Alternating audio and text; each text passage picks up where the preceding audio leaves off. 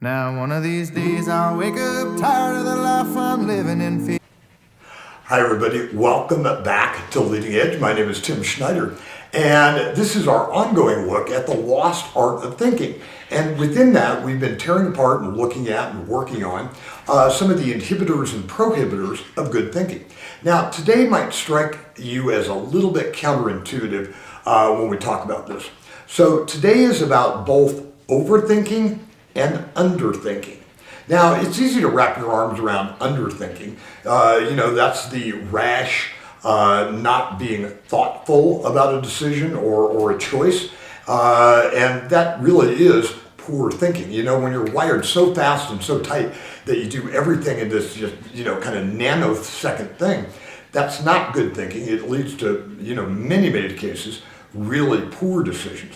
But the part that will strike you or will strike many of you as counterintuitive is that overthinking prohibits good thinking. You know, when we're in that constant mode of readdressing things over and over and over again, it really does prohibit us from growing and moving forward with additional needed thinking. It's, if you think about it, it's the hamster on the wheel that just continues to go and go and go and get absolutely nowhere. Overthinking, related to thinking, is the exact same phenomenon. So the disciplines we need to build are, if I'm an underthinker, if I know about myself, this requires some self-awareness.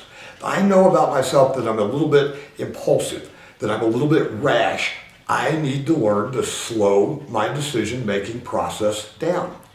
If, by contrast, I identify and know about myself that I'm an overthinker, I need to learn how to set some deadlines for myself and set some boundaries that once I've made the choice, I'm not going to go back and readdress it over and over again. It really is, we use this visual quite often. We used it when we talked about emotional regulation. It really is about finding a middle ground. Those of super fast thinkers, slow it down.